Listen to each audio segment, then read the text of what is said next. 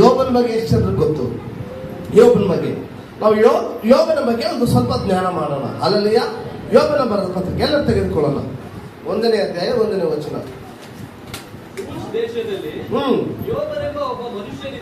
ಊಚ್ ದೇಶದಲ್ಲಿ ಯೋಬನೆಂಬ ಒಬ್ಬ ಮನುಷ್ಯನಿದ್ದನು. ಯಾವ ದೇಶದಲ್ಲಿ? ಹಲ್ಲೆಲೂಯಾ. ಊಚ್ ಎಂಬ ದೇಶ. ಇಲ್ಲಿ ಊಚ್ ದೇಶದಲ್ಲಿ ಯೋಬನೆಂಬ ಒಬ್ಬ ಮನುಷ್ಯನಿದ್ದನು. ಹಲ್ಲೆಲೂಯಾ. ಹಲ್ಲೆಲೂಯಾ. ಚೆನ್ನಾಗಿ ಗಮನಿಸ್ರಿ, ಮುಂದುವರೆದ ಭಾಗದಲ್ಲಿ ಹೋದ್ರಿ. ಅವನು ದೇವರಲ್ಲಿ ಭಯಭಕ್ತಿ ಉಳ್ಳವನಾಗಿ ಕೆಟ್ಟದ್ದನ್ನ ನಿರಾಕರಿಸುತ್ತಾ ನಿರ್ದೋಷಿಯು ಯಥಾರ್ಥ ಚಿತ್ತನು ಆಗಿದ್ದನು. ಹಲ್ಲೆಲೂಯಾ. ಯಾವ ದೇಶದಲ್ಲಿದ್ದು ಯೋಬನು? ಊಚ್ ದೇಶದಲ್ಲಿದ್ದ. ಆತನು ದೇವರಿಗೆ ಮೊದಲಾಗಿ ಭಯಭಕ್ತಿ ಇಡ್ತಿದ್ದ, ದೇವರ ಮೇಲೆ ಭಯ ಪಡ್ತಾ ಇದ್ದ, ದೇವರಿಗೆ ಭಯ ಪಡ್ತಾ ಇದ್ದ. ಹಲ್ಲೆಲೂಯಾ. ಮತ್ತೆ ಆತನು ಯಥಾರ್ಥ ಚಿತ್ತನಾಗಿದ್ದ, ಕೆಟ್ಟದ್ದನ್ನ ನಿರಾಕರಿಸ್ತಾ ಇದ್ದ, ನಿರ್ದೋಷಿಯಾಗಿದ್ದ, ಮತ್ತೆ ಯಥಾರ್ಥ ಚಿತ್ತನಾಗಿದ್ದ. ಮುಂದುವರೆದ ಭಾಗದಲ್ಲಿ ನೀವು ಅದನ್ನು ಓದಬೇಕೆಂಬುದಾಗಿ ನಾವು ಕೇಳ್ಕೊಳ್ತೀವಿ. ಅವರಿಗೆ ಎಷ್ಟು ಮಂದಿ ಗಂಡು ಮಕ್ಕಳು?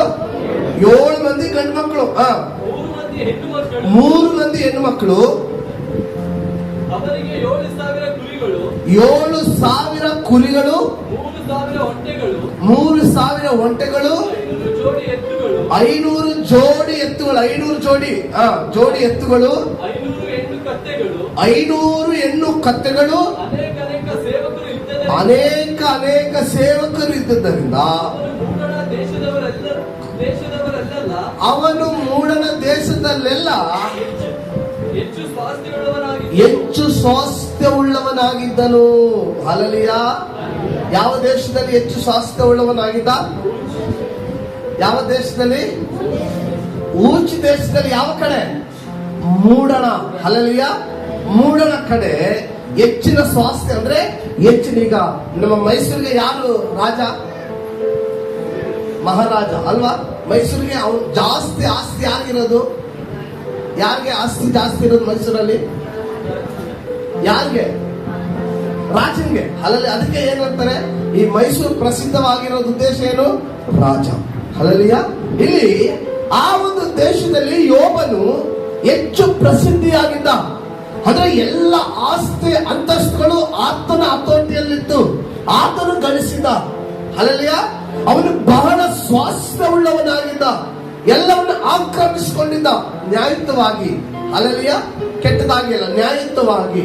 ಅಂದ್ರೆ ಒಂದೇ ಮಾತಿನಲ್ಲಿ ಹೆಚ್ಚಿನ ಐಶ್ವರ್ಯವಂತನಾಗಿದ್ದ ಆ ಸ್ಥಳದಲ್ಲಿ ಆತನು. ಹಲ್ಲೆಲೂಯಾ. ಹಲ್ಲೆಲೂಯಾ. ಚೆನ್ನಾಗಿ ಗಮನವಿಟ್ಟು ಕೇಳ್ಕೊಳ್ರಿ. ಆ ಯೋಬ ಹೆಚ್ಚಿನ ಆಸ್ತಿ ಉಳ್ಳವನು. ಅಲ್ಲಿ ನೋಡ್ರಿ, ಎಷ್ಟು ಇದನ್ನ ಮಾತ್ರ ಅದನ್ನ ಹೋದ್ರೆ ಆತನ ಆಸ್ತಿ ಮಾತ್ರ ಅದನ್ನ ವಿವರಿಸ್ರಿ. ಆತನ ಆಸ್ತಿ ಮಾತ್ರ ಕುರಿಗಳು 7,000 ಕುರಿಗಳು, 3,000 ಒಂಟೆ. 7,000 ಅಂತೆ ಕುರಿಗಳು. ಎಷ್ಟು ಸಾವಿರ? 7,000 ಕುರಿ, 3,000 ಒಂಟೆ, 500 ಜೋಡಿ ಎತ್ತುಗಳು, 500 ಹೆಣ್ಣು ಕತ್ತೆಗಳು. ಆಗ ಕತ್ತೆಗಳು ಕೂಡ ವಾಹನ ಕತ್ತೆ ಅಂದ್ರೆ ಕತ್ತೆಗಳ ಮೇಲೆ ಮೆರವಣಿಗೆ ಹೋಗ್ತಾ ಇದ್ರು. ಕತ್ತೆಗಳು ಒಂದು ಉತ್ತಮವಾಗಿ, ಈಗ ಎತ್ತುಗಳು ಹಸುಗಳು ಯಾವ ರೀತಿ ಸಾಕ್ತಾರೋ ಆ ರೀತಿ ಸಾಕ್ತಾ ಇದ್ರು. ಇವತ್ತು ನಾವು ಕತ್ತೆಗಳು ಎಲ್ಲಿ ನೋಡ್ಬೋದು? ಎಲ್ಲಿ ನೋಡ್ತೀವಿ ನೀವು? ಕತ್ತೆಗಳು ನೋಡಿದ್ರೆ ಎಲ್ಲಿ ನೋಡ್ತೀರಿ? ಈಗ ಅದ್ರ ಹಾಲು 100 ರೂಪಾಯಿ 200 ರೂಪಾಯಿ ಅಂತ ಮನೆ ಮುಂದೆ ಸಾಕೊಂಡು ಹೋಗ್ತಾ ಇರ್ತಾರೆ ಅಲ್ವಾ? ನಿಜಾನ ಸುಳ್ಳು? ನಿಜ ಅಲ್ವಾ? ಆಗ ಅದು ತುಂಬಾ ಉಪಯುಕ್ತವಾಗಿತ್ತು ಕತ್ತೆ. ಎಷ್ಟು ಕತ್ತೆಗಳಂತೆ? 500 ಹೆಣ್ಣು ಕತ್ತೆಗಳು, ಅನೇಕ ಸೇವಕರು ಇದ್ದದ್ದರಿಂದ ಅವನು ಮೂಡನ ದೇಶದಲ್ಲೆಲ್ಲ ಹೆಚ್ಚು ಸ್ವಾಸ್ಥ್ಯವುಳ್ಳವನಾಗಿದ್ದನು. ಹಲ್ಲೆಲೂಯಾ.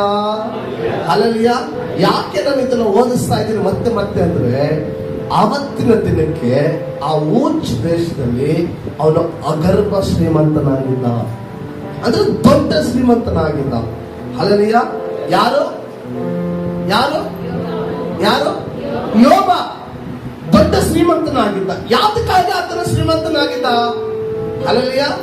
ಯಾವ ವಿಷಯದಲ್ಲಿ ದೇವರು ಆತನನ್ನು ಅಷ್ಟೊಂದು ಆಶೀರ್ವಾದ ಮಾಡಿದ್ದಾರೆ, ಯಾವುದಕ್ಕಾಗಿ ಅಷ್ಟೊಂದು ಆತನು ಬೆಳೆದಿದ್ದಾನೆ, ಯಾವುದಕ್ಕಾಗಿ ಅನೇಕರಲ್ಲಿ ಆತನು ವಾಕ್ಯ ಹೇಳ್ತದೆ ಹೆಚ್ಚು ಅವನೇ ಸ್ವಾಸ್ಥ್ಯ ಉಳ್ಳವನಾಗಿದ್ದ ಎಂಬುದಾಗಿ, ಹೆಚ್ಚು ಅವನ ಹತ್ರನೇ ಆಸ್ತಿ ಇತ್ತು ಎಂಬುದಾಗಿ. ಯಾವುದಕ್ಕಾಗಿ ಅಂದ್ರೆ ವಾಕ್ಯ ಹೇಳ್ತದೆ ಅಲ್ಲಿ ಮೇಲ್ಭಾಗದಲ್ಲಿ ನಾವು ಓದ್ತೀವಲ್ವಾ, ಆತನು ದೇವರಲ್ಲಿ ಭಯಭಕ್ತಿ ಉಳ್ಳವನಾಗಿದ್ದ. ಹಲ್ಲೆಲೂಯಾ. ಒಬ್ಬರ ಬಾಯಿಗೆ ಒಂದು ಹಲ್ಲೆಲೂಯನೂ ಇಲ್ಲ, ಆಮೇನೂ ಇಲ್ಲ, ಸ್ತೋತ್ರನೂ ಇಲ್ಲ, ಏನೂ ಇಲ್ಲ. ಹಲ್ಲೆಲೂಯಾ. ಜೋರಾಗಿ ಹೇಳ್ರಿ ಹಲ್ಲೆಲೂಯಾ. ಏನಾಗಿದ್ದ ಯೋಬ? ಯಾಕೆ ಅಷ್ಟೊಂದು ಆಸ್ತಿಯನ್ನು ಗಳಿಸಿದ್ದಾನೆ ಅವನು? ದೇವರಲ್ಲಿ ಭಯ ಪಡುತ್ತಾ, ದೇವರಿಗೆ ಭಯ ಪಡ್ತಾ ಇದ್ದ, ದೇವರಿಗೆ ಹೆಚ್ಚಿನದಾಗಿ ಭಯ ಪಡ್ತಾ ಇದ್ದ. ಹಲ್ಲೆಲೂಯಾ. ಅದೊಂದೇ ಮಾತ್ರ ಅಲ್ಲ, ಭಯ ಒಂದೇ ಮಾತ್ರ ಅಲ್ಲ, ಆತನು ಕೆಟ್ಟದ್ದನ್ನ ನಿರಾಕರಿಸ್ತಾ ಬಂದ.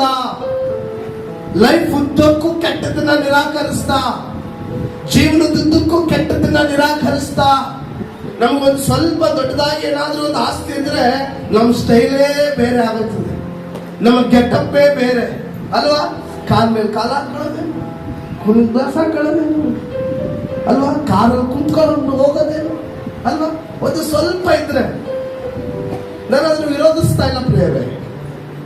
ಅಂದ್ರೆ ಸ್ವಲ್ಪ ನಮ್ಮಲ್ಲಿ ಆಸ್ತಿ ಇದ್ರೆ ನಮ್ಮ ಆಟಿಟ್ಯೂಡ್ ಚೇಂಜ್ ಆಗ್ತದೆ, ನಮ್ಮ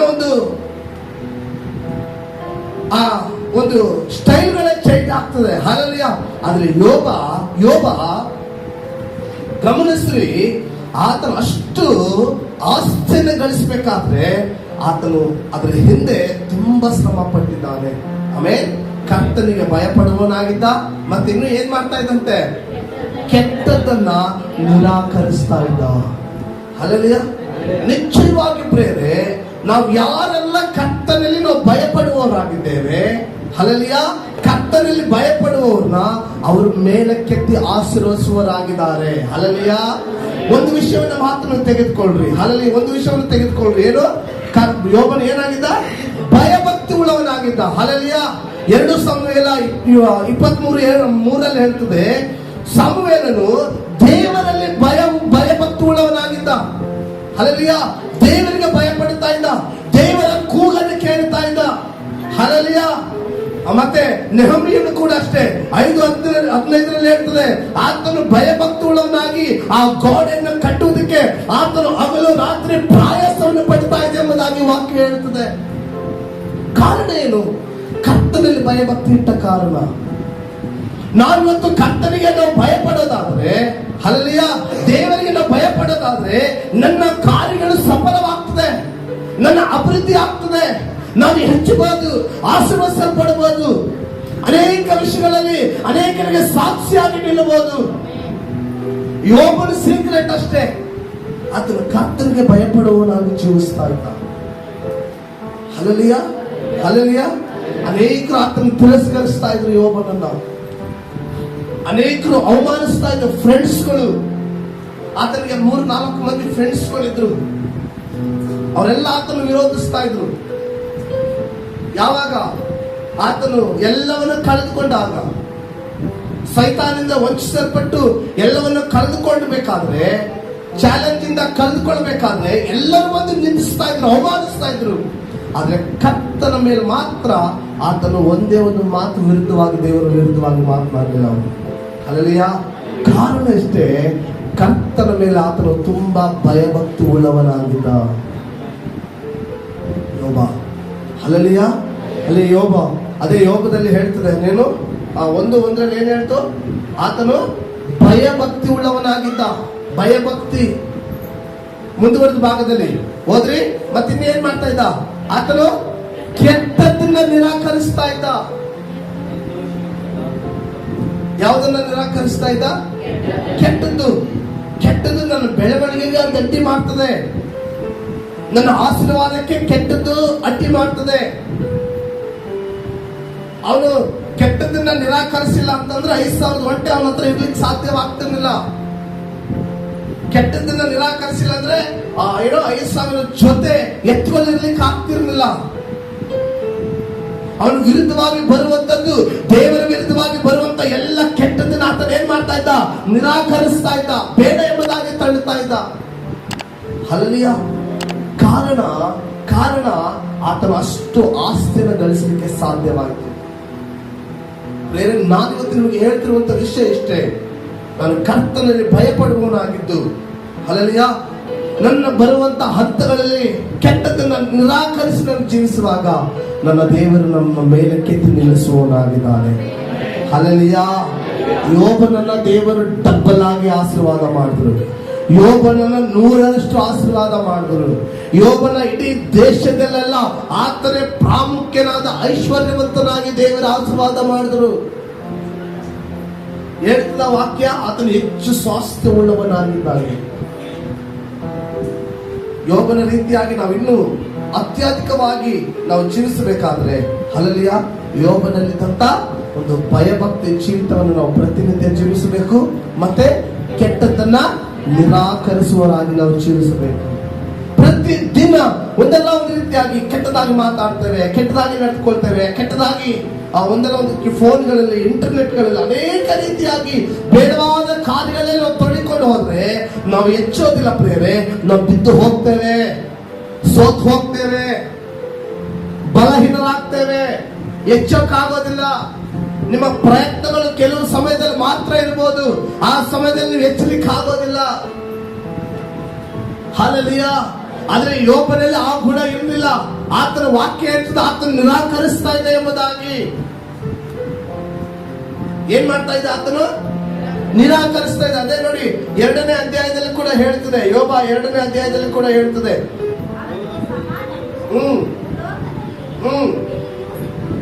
ಅವನಿಗೆ ಸಮಾನ ಯಾರು ಹೇಳ್ತಾರ ಮಾತು ಗೊತ್ತಾ? ಇದು ಯಾರು ಹೇಳ್ತಾರ ಮಾತು? ಇದು ದೇವರು ಹೇಳ್ತಾರ ಮಾತು. ಏನಂತ? ಅವನಿಗೆ ಸಮಾನರು ಈ ಭೂಲೋಕದಲ್ಲಿ ಎಲ್ಲೂ ಸಿಕ್ಕೋದಿಲ್ಲ. ಅವನ ಆಲ್ಟರ್ನೇಟ್ ಯಾರಿಲ್ಲ. ಯಾಕಂದ್ರೆ ಅವನಷ್ಟೊಂದು ಭಯಭಕ್ತಿ ಉಳ್ಳವನಾಗಿದ್ದಾನೆ. ನನಗೆ ಅಷ್ಟೊಂದು ಭಯ ಪಡ್ತಾನೆ, ನನ್ ಕಂಡ್ರೆ ಅಷ್ಟೊಂದು ಭಯಭಕ್ತಿ ಆತನಿಗೆ. ಯಾರು ಹೇಳ್ತಾರ ಮಾತಿದು? ಸೈತಾನ್ಗೆ. ಯಾರು ಹೇಳ್ತಾರದು? ದೇವರು ಹೇಳ್ತಾರೋ ಮಾತು. ಯಾರ ಬಗ್ಗೆ ರಿಪೋರ್ಟ್ ಕೊಡ್ತಾರ ಅದಲ್ಲಿ? ಯಾರ ಬಗ್ಗೆ? ಯೋಬನ ಬಗ್ಗೆ ರಿಪೋರ್ಟ್ ಕೊಡ್ತಾ ಇದ್ದಾನೆ ದೇವರು. ಏನಂತ? ಅವನು ಏನಂತೆ? ಈ ಲೋಕದಲ್ಲಿ ಅವನು ಸಮಾನರು ಈ ಲೋಕದಲ್ಲಿ, ಭೂಲೋಕದಲ್ಲಿ ಎಲ್ಲಿಯೂ ಸಿಕ್ಕೋದಿಲ್ಲ, ಎಲ್ಲಿ ಸಿಕ್ಕೋದಿಲ್ಲ. ಮತ್ತೆ ಇನ್ನು ಮುಂದುವರೆದ ಭಾಗದಲ್ಲಿ ಇನ್ನು ಏನಾಗಿದ್ದ? ಇನ್ನೊಂದು ವಿಷಯ, ನಿರ್ದೋಷಿ ಆಗಿದ್ದ. ನಿರ್ದೋಷಿ ಅಂದ್ರೆ ಯಾವ ದೋಷವೂ ಆತನ ಮೇಲೆ ಇರಲಿಲ್ಲ, ಯಾರು ಆತನಿಗೆ ಶಾಪ ಹಾಕಿರ್ಲಿಲ್ಲ. ಅಂದ್ರೆ ಯಾರ ಅರ್ಥ ಏನ್ ಗೊತ್ತಾ? ನಿರ್ದೋಷಿ ಅಂದ್ರೆ ಯಾರು ಕೂಡ ಅವನನ್ನ ತೋರಿಸಿ ಬೈತಿರ್ಲಿಲ್ಲ. ಪ್ರೇಮ, ಇವ್ ನಿಂತವನು, ಅವನಂತವನು, ಅವನ ಹಾಳಾಗ್ಲಿ, ಅವನು ಏನೋ ಅವನಿಗೆ ಹಾವು ಕಚ್ಚಲಿ, ಮತ್ತೆ ಇನ್ನು ಏನೇನು ಹೇಳ್ತಾರೆ, ಅವನು ಜ್ಞಾನ ಹಾಕೊಂಡು ಹೋಗ್ಲಿ, ಅವ್ನ ಮಣ್ಣಲ್ಲಿ ಹೋಗ್ಲಿ, ಬೂದಿಲ್ಲಿ ಹೋಗ್ಲಿ.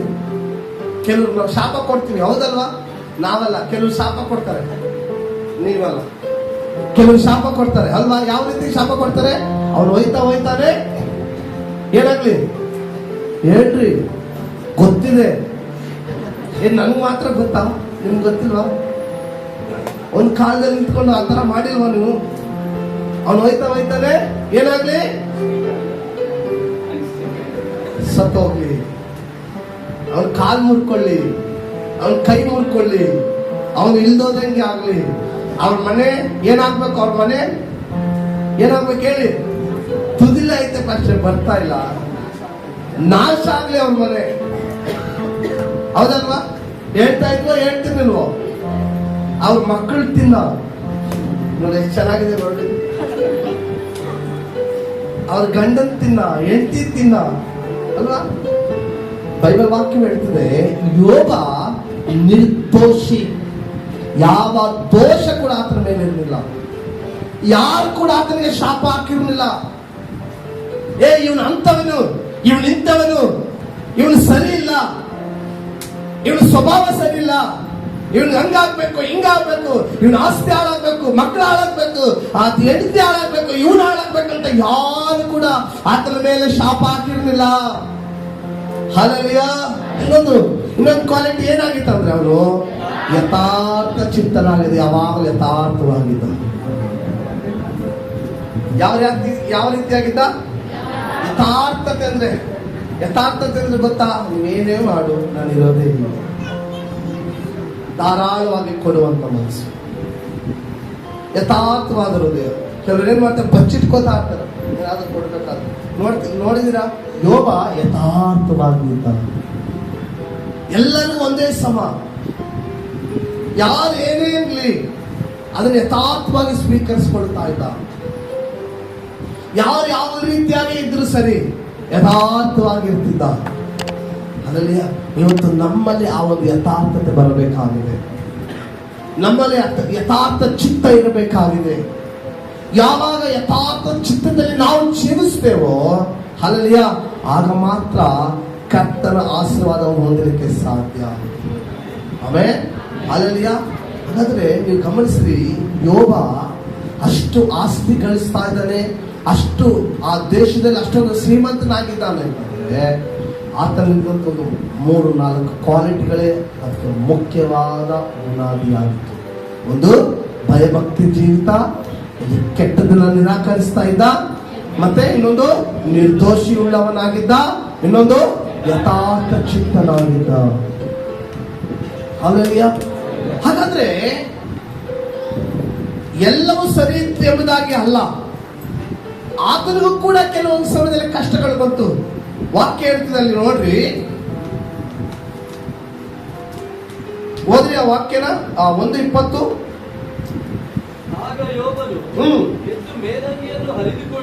ನೋಡ್ರಿ, ಆತನಿಗೆ ಅನೇಕ ಒಂದು ಕಷ್ಟಗಳು ಕೂಡ ಸಂಭವಿಸಿತು. ಆ 1ನೇ ಅಧ್ಯಾಯವನ್ನು ನೀವು ಓದೋದಾದ್ರೆ ಗೊತ್ತಾಗ್ತದೆ. ನಾನು ಜಸ್ಟ್ ಅದನ್ನು ಅದೇ ರೀತಿಯಾಗಿ ಹೇಳ್ತೀನಿ, ನೀವೆಲ್ಲ ಕೇಳಿದ್ದೀರಾ.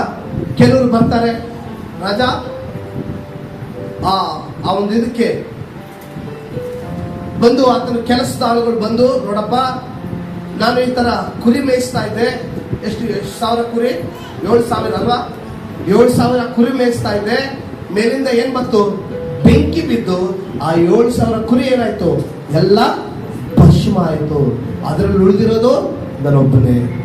ಇನ್ನೊಬ್ಬರು ಬಂದ್ರು, ನೋಡಪ್ಪ ಒಂಟೆ ನಾನು ನೋಡ್ಕೋತಾ ಇದ್ದೆ. ಒಂಟೆ ಮೇಲೆ ಬಂದು ಆ ಒಂದು ಕತ್ತಿಗಳು ಮತ್ತೆ ಅದನ್ನ ಮರಣ ಹೋಮ ಮಾಡುವಂಥದ್ದನ್ನು ನೋಡಿದೆ. ಮತ್ತೆ ನಾನು ಏನ್ ಮಾಡಿದೆ? ಉಳಿದಿರೋನೊಬ್ಬನೇ ನಾನು ಹೋಗಿ ಬಂದಿದ್ದೇನೆ. ಎಲ್ಲ ಒಂದರಿಂದ ಒಂದು ಆ ತೊಂದರೆಗಳನ್ನ ಎದುರು ನೋಡ್ಬೇಕಾದ್ರೆ ಆತನಲ್ಲಿ ಮಾತನಾಡ್ತಾ ಇದ್ದೆ. ನೋಡ್ರಿ, ಇದೆಲ್ಲ ಒಂದು ಕಷ್ಟದ ಒಂದು ಪರಿಸ್ಥಿತಿಗಳಲ್ಲಿಯೂ ಎಲ್ಲ ಆಸ್ತಿ ಹೋಯ್ತು ಆತನಿಗೆ.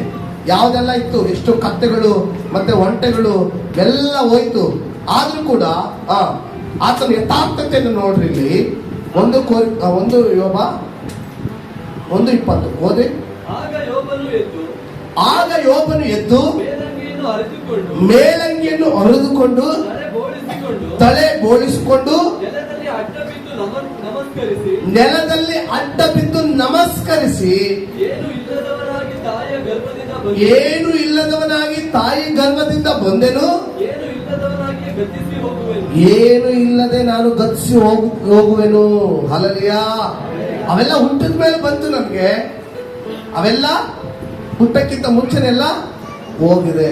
ತಾಯಿ ಗರ್ಭದಲ್ಲಿ ಬರಿದಾಗಿ ಬಂದೆ, ನಾನು ಮತ್ತೆ ಏನಾಗ್ತೀನಿ? ಬರಿದಾಗಿ ಹೋಗ್ತೀನಿ. ಮುಂದೆ ಎಲ್ಲವನ್ನು ಯಾರು ಕೊಟ್ಟರು? ಯೆಹೋವನೇ ಕೊಟ್ಟನು, ಯೆಹೋವನೇ ತೆಗೆದುಕೊಂಡನು. ಯೆಹೋವನ ನಾಮಕ್ಕೆ ಸ್ತೋತ್ರವಾಗಲಿ. ಎಂತ ಯಥಾರ್ಥತೆ ನೋಡ್ರಿ, ಎಂತ ಒಂದು ಭಯಭಕ್ತಿ ನೋಡ್ರಿ. ಅಂತ ಸಮಯದಲ್ಲಿ ನಾವಾಗಿದ್ರೆ ಏನ್ ಮಾಡ್ತಾ ಇದ್ವಿ? ಆಸ್ತಿ ಹೋಯ್ತು, ಅದೋಯ್ತು, ಇದೋಯ್ತು ಅಂದ್ರೆ ದೇವರಿಲ್ಲ, ದೇವರಿಗೆ ಕಣ್ಣೇ ಇಲ್ಲ. ನಾನು ಅಷ್ಟು ಬಗ್ಗೆ ಭಯಭಕ್ತಿ ಉಳ್ಳವನಾಗಿದ್ದೆ, ನಾನು ಅಷ್ಟು ಯಥಾರ್ಥವಾಗಿದ್ದೆ, ನಾನು ಓಡೋಡಿ ಸೇವೆ ಮಾಡ್ತಾ ಇದ್ದೆ, ನಾನು ಹಂಗ್ ಮಾಡ್ತಾ ಇದ್ದೆ, ನಾನು ದಶಮ ಭಾಗ ಕೊಡ್ತಾ ಇದ್ದೆ, ನಾನು ಈ ತರ ಮಾಡ್ತಾ ಇದ್ದೆ, ನನ್ಗೆ ಈ ತರ ಮಾಡ್ತು, ನನ್ನೆಲ್ಲ ಆಸ್ತಿ ಹೋಯ್ತು, ನನ್ನೆಲ್ಲ ಕುರಿಗಳು ಹೋಯ್ತು, ನನ್ನೆಲ್ಲ ಒಂಟೆಗಳು ಹೋಯ್ತು ಎಂಬುದಾಗಿ ಎಷ್ಟು ಬಾಯಿ ಪಡ್ಕೊತಾ ಇದ್ವಿ ಅಲ್ವಾ? ಅದು ಯೋಬ ಹೇಳ್ತಿರೋದೇನಂದ್ರೆ, ಯೆಹೋವನೇ ಕೊಟ್ಟನು, ಯೆಹೋವನೇ ತೆಗೆದುಕೊಂಡನು, ಯೆಹೋವನ ನಾಮಕ್ಕೆ ಸ್ತೋತ್ರವಾಗಲಿ. ಹಲ್ಲೆಲೂಯಾ. ಎಷ್ಟೊಂದು ಯಥಾರ್ಥತೆ. ಆ ಯಥಾರ್ಥವಾದ ಒಂದು ಜೀವಿತವನ್ನ ಯೇಸು ನೋಡಿದ್ರು, ಸೈತಾನ ನೋಡ್ಬೇಕಾಗಿತ್ತು ಅಲ್ಲಿ. ಹಲ್ಲೆಲೂಯ. ಯೇಸು ಮೊದಲೇ ಹೇಳಿದ್ರು, ಅವನು ಭಯಭಕ್ತಿ ಉಳ್ಳವನಾಗಿದ್ದಾನೆ, ಈ ಲೋಕದಲ್ಲಿ ಯಾರು ಇಲ್ಲ ಅಷ್ಟೊಂದು ಭಯಭಕ್ತಿ ಉಳ್ಳವನಾಗಿದ್ದಾನೆ, ಮತ್ತೆ ಕೆಟ್ಟದನ್ನ ನಿರಾಕರಿಸ್ತಾನೆ, ಆತನು ಮತ್ತೆ ಯಥಾರ್ಥವಾಗಿದ್ದಾನೆ, ಮತ್ತೆ ಇನ್ನೊಂದು ವಿಷಯ, ನಿರ್ದೋಷಿ ಉಳ್ಳವನಾಗಿದ್ದಾನೆ. ಆತನ ಮೇಲೆ ನೀನೇನ್ ಮಾಡಿದ್ಯಾ? ಕಣ್ಣು ಹಾಕಿದ್ಯಲ್ಲ. ಅದಕ್ಕೆ ಸೈತಾನ ಹೇಳ್ತಾನೆ, ನೀನು ಆತನಿಗೆ ಎಲ್ಲ ಕೊಟ್ಟಿದ್ಯಾ, ಅದಕ್ಕೆ ಅವನು ನೀನ್ ಏನ್ ಮಾಡ್ತಾ ಇಲ್ಲ, ಮೇಲೆ ಕೆತ್ತಾ ಇದ್ದಾರೆ. ಒಂದು ಸಲ ಕಿತ್ತು ನೋಡು ಆತನಲ್ಲಿ ಇರುವಂತದನ್ನ, ಆಗ ನಿನ್ನನ್ನೇ ಆತನ ಏನ್ ಮಾಡ್ತಾನೆ? ನಿಂದಿಸ್ತಾನೆ, ನಿರಾಕರಿಸ್ತಾನೆ ಎಂಬುದಾಗಿ ಹೇಳ್ಬೇಕಾದ್ರೆ ಆತನು, ದೇವರು ಆ ಚಾಲೆಂಜ್ ಒಪ್ಕೋತಾರೆ. ಆವಾಗಲೇ ಈ ಮಾತನ್ನು ಹೇಳೋದು ಏನಂತ, ಯೆಹೋವನೇ ಕೊಟ್ಟನು, ಯೆಹೋವನೇ ತೆಗೆದುಕೊಂಡು.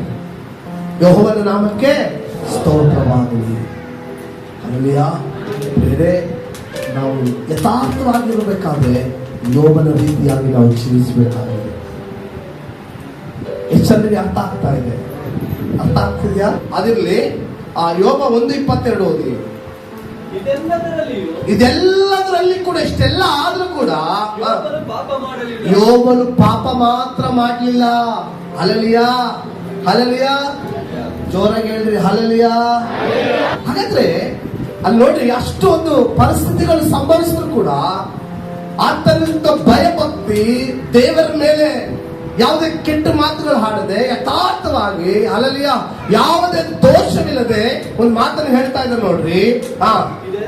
ಇದರೆಲ್ಲದರಲ್ಲಿ ಕೂಡ ಯೋಬನು ಪಾಪ ಮಾತ್ರ ಮಾಡಲಿಲ್ಲ. ದೇವರ ಮೇಲೆ ತಪ್ಪು ಹೊರಿಸಲು ಇಲ್ಲ. ಎಷ್ಟು ಕುರಿ ಹೋಯ್ತು? 7,000 ಕುರಿ. ಎಷ್ಟು ಒಂಟೆ ಹೋಯ್ತು? 3,000 5,000 3,000. ಆಮೇಲೆ ಇನ್ನೇನೈತೆ? ಜೋಡಿ ಎತ್ತು ಎಷ್ಟು? 50. 500 ಜೋಡಿ ಎತ್ತೋಯ್ತು. ಅಷ್ಟೆಲ್ಲ ಹೋದ್ರು ಯೋಬ ಏನ್ ಮಾಡ್ತಿಲ್ವಂತೆ? ಇಷ್ಟೆಲ್ಲ ಆದ್ರೂ ಕೂಡ ಪಾಪ ಮಾಡಲಿಲ್ಲ, ದೇವರ ವಿರುದ್ಧವಾಗಿ ಮಾತಾಡಲಿಲ್ಲ. ಎಷ್ಟು ಭಯಭಕ್ತಿ ಉಳ್ಳವನಾಗಿದ್ದಾನೆ ಅಲ್ವಾ? ಅಲ್ಲಿ ಇಂಥ ಸಮಯದಲ್ಲಿ ಕೂಡ ಆದ್ರೆ ಯೋಬ ವಾಕ್ಯ ಹೇಳ್ತದೆ, ಒಂದು ಪಾಪನು ಕೂಡ ಅಲ್ಲಿ ಮಾಡಲಿಲ್ಲ, ದೇವರ ವಿರುದ್ಧವಾಗಿ ತಪ್ಪು ಹೊರಿಸಲಿಲ್ಲ. ಅವಳು ಹೆಂಡತಿ ಬೈತಾಳೆ, ನೀನು ಇಷ್ಟೊಂದು ಪ್ರೀತಿಸ್ತಾ ಇದ್ದಲ್ಲ ನಿನ್ನ ದೇವರನ್ನ, ಇಷ್ಟೊಂದು ಭಯಭಕ್ತಿ ಇಟ್ಟಲ್ಲ ನೀನು, ಇಷ್ಟೊಂದು ನಿರ್ದೋಷಿ ಉಳ್ಳವನಾಗಿದ್ದಲ್ಲ, ಈಗ ಇಷ್ಟೆಲ್ಲ ಕಳ್ಕೊಂಡಿದೆಯಲ್ಲ, ನಿನ್ನ ದೇವರನ್ನ ಒಂದ್ಸಲ ನಿನ್ನ ಬಾಯಿಂದ ದೂಷಣೆ ಮಾಡಿ ನಿನ್ನ ಸಾಯಿ ಎಂಬುದಾಗಿ. ಯಾರು? ಸ್ವಂತ ಹೆಂಡತಿ. ಹಲ್ಲೆಲೂಯ. ಆದ್ರೂ ಕೂಡ ನೋಡಿ ಆಕೆಗೆ ಏನ್ ಹೇಳ್ತಾನೆ ಹೋದ್ರೆ 2:10.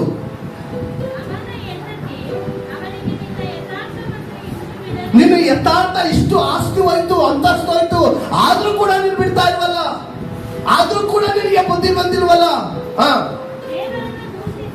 ದೇವರನ್ನ ದೂಷಿಸಿ ಸಾಯಿ ಅಂದ್ರೆ ಇದರ ಅರ್ಥ ಏನು ಗೊತ್ತಾ ಪ್ರೇರೆ?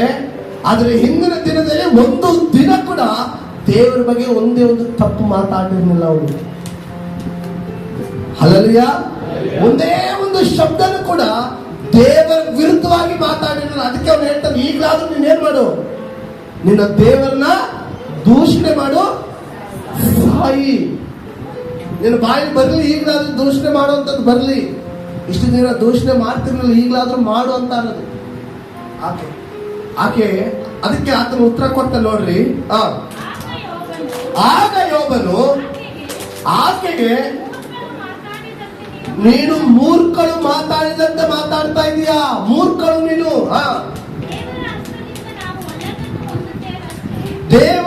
ದೇವರ ಹಸ್ತದಿಂದ ನಾವು ಒಳ್ಳೆಯದನ್ನು ಹೊಂದುತ್ತೇವಷ್ಟೇ, ಕೆಟ್ಟದ್ದನ್ನು ಹೊಂದಬಾರದು. ಒಳ್ಳೆಯದನ್ನು ಮಾತ್ರ ದೇವರ ಹತ್ರ ನೀನು ನೋಡ್ತಾ ಇದೀಯಾ, ಕೆಟ್ಟದ್ದನ್ನು ಹೊಂದಬಾರದಾ ಎಂದು ಹೇಳಿದನು. Hallelujah, hallelujah. ಮುಂದೆ ಹೋದ್ರಿ. ಈ ಸಂದರ್ಭದಲ್ಲಿ ಪಾಪದ ಮಾತೊಂದು ಅವನ ತುಟಿಗಳಿಂದ ಹೊರಡಲಿಲ್ಲ. ಅಂತ ಸಮಯದಲ್ಲಿ ಕೂಡ ಅವನ ತುಟಿಲಿ ಏನ್ ಬಂದಿಲ್ಲ? ಪಾಪದ ಮಾತೊಂದು ಬರಲಿಲ್ಲ. ಅದಕ್ಕೆ ವಾಕ್ಯ ಹೇಳಿದ, ಅವನು ನಿರ್ದೋಷಿ ಉಳ್ಳವನಾಗಿದ್ದಾನೆ. ಯಾಕೆ ಆತನಿಗೆ ತಿಳಿದು ಬಂತು? ನಿರ್ದೋಷಿ ಅವನು, ಯಥಾರ್ಥ ಚಿತ್ತನು. ದೇವರು ಹೇಳ್ತಾರೆ ಅವನು ಯಥಾರ್ಥ ಚಿತ್ತನಾಗಿದ್ದ, ನಿರ್ದೋಷಿ ಉಳ್ಳವನಾಗಿದ್ದ, ಭಯಭಕ್ತಿ ಉಳ್ಳವನಾಗಿದ್ದ ಎಂಬುದಾಗಿ. ಬೇರೆ ನಾನು ನಿಮಗೆ ಹೇಳುವಂಥದ್ದಿಷ್ಟೇ, ಈ ಯೋಬನಲ್ಲಿ ಒಂದು 4 ಗುಣಗಳು ಏನಿತ್ತೋ ಅವನೆಲ್ಲ ಆಸ್ತಿಗೂ ಅದು ಮೂಲ ಕಾರಣವಾಗಿತ್ತು, ಅವನೆಲ್ಲ ಅಭಿವೃದ್ಧಿಗೂ ಮೂಲ ಕಾರಣವಾಗಿತ್ತು. ಆತನು ದೇವರಿಗೆ ಹೋಮಗಳನ್ನು ಅರ್ಪಿಸಿ ಪ್ರಾರ್ಥನೆ ಮಾಡ್ತಿದ್ದಂತೆ ಪ್ರತಿನಿತ್ಯ. ಒಬ್ಬ ತಂದೆಯಾದವನು ದೇವರ ವಿರುದ್ಧವಾಗಿ ನನ್ನ ಮಕ್ಕಳು ತಪ್ಪು ಮಾಡ್ಬಿಡ್ತಾರೆ, ಪಾಪ ಮಾಡ್ಬಿಡ್ತಾರೆ, ದೇವರ ಭಯಭಕ್ತಿಯಲ್ಲಿ ಇರೋದಿಲ್ಲ ಎಂಬುದಾಗಿ ಹೇಳಿ ಆತನು ದೇವರಿಗೆ ಹೋಮ ಅರ್ಪಿಸಿ ಏನ್ ಮಾಡ್ತಿದ್ದಂತೆ? ವಿಜ್ಞಾಪನೆ ಮಾಡ್ತಿದ್ದಂತೆ, ಪ್ರಾರ್ಥನೆ ಮಾಡ್ತಿದ್ದಂತೆ. ಅಲ್ಲಲ್ಲಿಯ ಎಂತ ಗುಣ ನೋಡ್ರಿ. ಇವತ್ತು ಎಷ್ಟು ಜನ ನಮ್ಮ ತಂದೆ ತಾಯಿಗಳು ನಮ್ಮ ಮಕ್ಕಳು ತಪ್ಪು ದಾರಿಗೆ ಹೋಗಬಾರ್ದು, ಪಾಪ ಮಾಡಬಾರ್ದು, ಒಳ್ಳೆ ರೀತಿಯಾಗಿರ್ಬೇಕೆಂಬುದಾಗಿ ಎಷ್ಟು ತಂದೆ ತಾಯಿಗಳು ಪ್ರಾರ್ಥನೆ ಮಾಡ್ತೀವ. ದೇವರ ವಿರುದ್ಧವಾಗಿ ತಪ್ಪು ಮಾಡಬಾರ್ದು. ಅವರು ಮನೆಗೆ ಅಣ್ಣ ತಮ್ಮಂದಿರು ಮನೆಗೆ ಹೋಗಿ ಆಹಾರವನ್ನು ಸಿದ್ಧ ಮಾಡಿ ಅವನಿಗೆ ಉಣಬಡಿಸ್ತಾ ಇದ್ರಂತೆ ಪ್ರತಿನಿತ್ಯ. ಅದನ್ನೆಲ್ಲ ನೋಡಿ ಯೋಬ ಏನ್ ಮಾಡ್ತಿದ್ರು? ನನ್ನ ಮಕ್ಕಳು ಇದೇ ರೀತಿಯಾಗಿರ್ಲಿ, ಅವ್ರು ಮಾತ್ರ ಪಾಪ ಮಾತ್ರ ಮಾಡಬಾರ್ದು, ದೇವರ ವಿರುದ್ಧವಾಗಿ ನಡೆದುಕೊಳ್ಳಬಾರ್ದು ಎಂಬುದಾಗಿ ದೇವರ ಬೆಳಿಗ್ಗೆ ಅವೆಲ್ಲ ಫಂಕ್ಷನ್ ಎಲ್ಲ ಆ ನಂತರ ಹೋಗಿ ದೇವರಿಗೆ ಹೋಮ ಅರ್ಪಿಸಿ ಅವನು ಮನವಿ ಮಾಡ್ಕೊಳ್ತಾ ಇದ್ರು, ದೇವರೇ ನನ್ನ ಮಕ್ಕಳು ಏನ್ ಮಾಡಬಾರ್ದು, ಯಾವುದೇ ಪಾಪಕ್ಕೆ ಒಳಗಾಗಬಾರ್ದು ಎಂಬುದಾಗಿ. ಹೌದಲ್ವಾ? ದಯವಿಟ್ಟು ನಾನು ಹೇಳೋದು ಇಷ್ಟಪಡ್ತೀನಿ, ಯಥಾರ್ಥವಾಗಿ ಕರ್ತನಲ್ಲಿ ಭಯಪಡುವವರಾಗಿದ್ದು, ಆಮೇಲೆ ಕೆಟ್ಟದನ್ನು ನಿರಾಕರಿಸ್ತಾ ನಾವು ನಿರಾಕರಿಸುವವರಾಗಿದ್ದು, ನಮ್ಮ ಮಕ್ಕಳಿಗೂ ಕೂಡ ನಿರಾಕರಿಸುವವರಾಗಿದ್ದು ನಾವು ಜೀವಿಸುವಾಗ ಕರ್ತನ ಆಶೀರ್ವಾದವನ್ನು ನಾವು ಹೊಂದುವವರಾಗಿದ್ದೇವೆ. ಎಷ್ಟು ಜನರಿಗೆ ಅರ್ಥ ಆಯ್ತು? ಪ್ರಾರ್ಥನೆ ಮಾಡೋಣ, ಪ್ರಾರ್ಥನೆ ಮಾಡ್ಕೊಳ್ಳೋಣ.